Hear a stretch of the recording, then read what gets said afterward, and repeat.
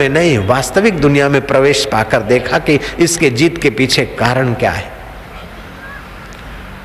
कारण यह है कि वहां के एक फकीर ने, डायोजनिस ने या किसी ने फैला रखा है कि जुपिटर का जन्म होने वाला है, जुपिटर का जन्म होने वाला है। जब सिकंदर युवा हुआ तो उसने कहा यही जुपिटर है। तो वहां के लोग देवता के आगे आंख नहीं मिलाते, देवता की आज्ञा सर्वोपरि मानते हैं। बस ऐसे करते लोग जुड़ गए तो उनकी श्रद्धा ने जौहर दिखाया।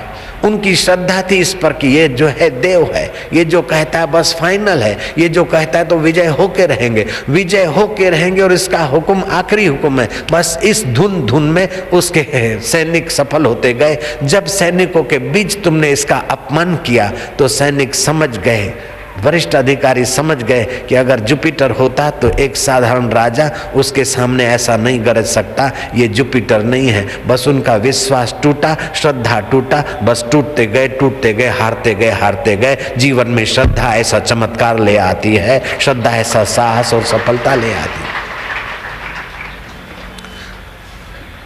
रामतीर्थ ने अमेरिका में प्रवचन किया। उस प्रवचन में बताया रामतीर्थ ने कि यहूदी धर्म के नाम पर ईसाई जब लड़ने को उत्सुक हुए, बुरी तरह हारे जा रहे थे, एक आदमी ने फैला दिया बात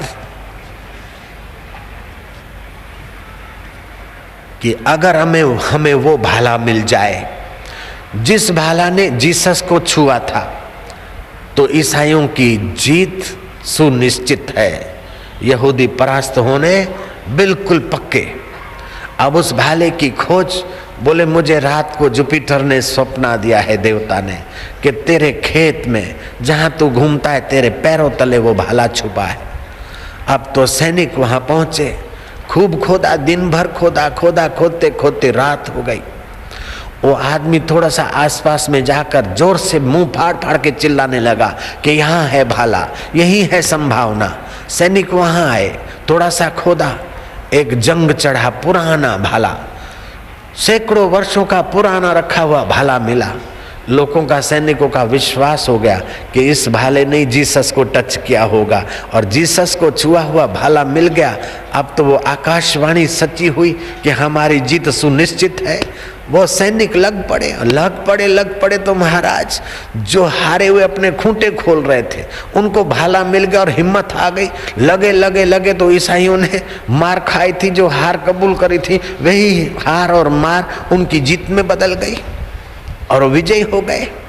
जब वो आदमी, अफवाह उड़ाने वाला आदमी मरने को पड़ा तो पृष्ठ ने पूछा कि वो भाला की हकीकत, अब तुम मर रहे हो, सच बताओ क्या है, तुमको कौन से देवता ने सपना दिया था? बोले किसी देवता ने सपना नहीं दिया था, असल में वो भाला मेरे दादा का था और दादा ने भी बनवाया नहीं था, उनको भी वारसागत मिला था।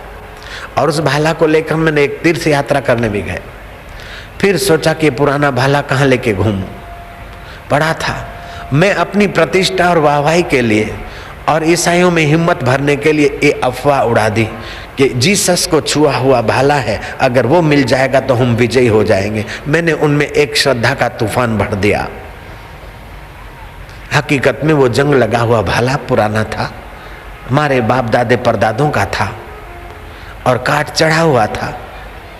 तो गड़ा हुआ भाला उन्होंने माना कि ये देवता का आदेश है, आ गई हिम्मत, विजेता उनका आत्मबल हुआ और यश मिल गया भाले को। अगर वो भाला से यश हो जाता तो भाला लेकर दूसरी बार हम और दूसरे गए, कई बार मार खा के आए।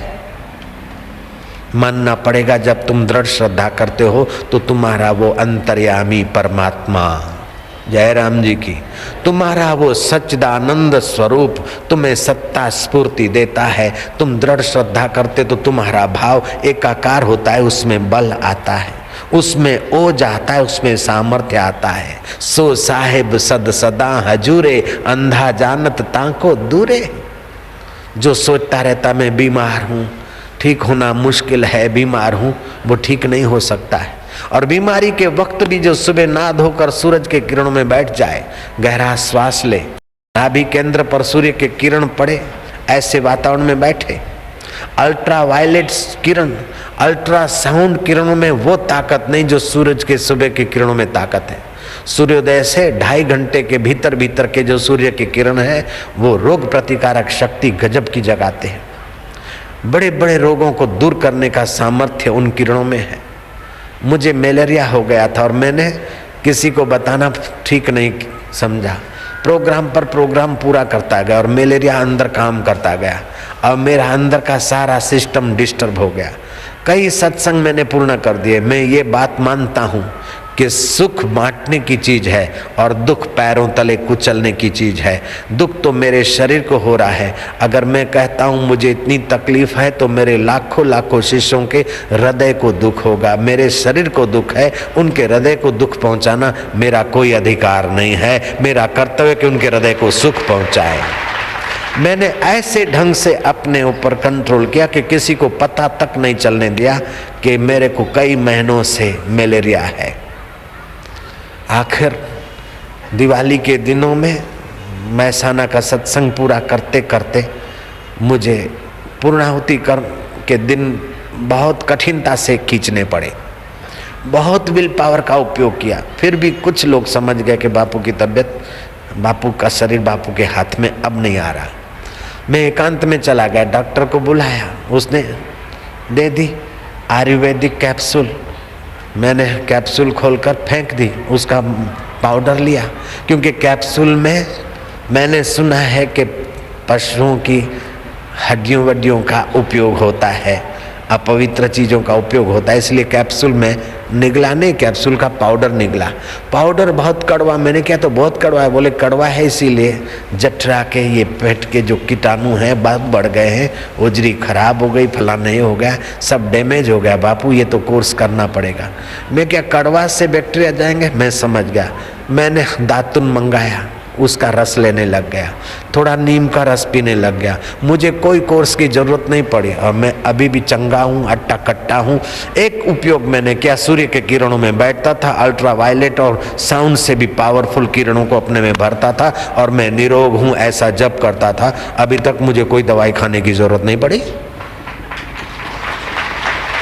मुझे अपेंडिक्स की बीमारी थी, कई डॉक्टरों ने मीटिंग किया कि बस ऑपरेशन के सिवा दूसरा कोई रास्ता नहीं।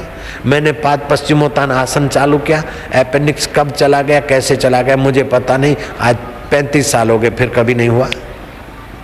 तो ये योग आसन पुस्तक में अपेंडिक्स या दूसरी बीमारियां दूर करने वाले आसन लिखे हैं, वो भी आप 1-2 रुपये की किताब है, देख लेना। देख के वापस दे दोगे तो स्टॉल वाले पैसे भी 2 रुपये आपको दे देंगे। जय राम जी की।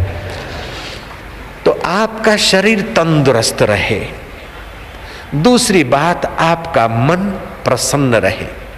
तीसरी बात, आपकी बुद्धि में परम आजादी का ज्ञान प्रकट हो जाए। परम आजाद स्वरूप है तुम्हारा।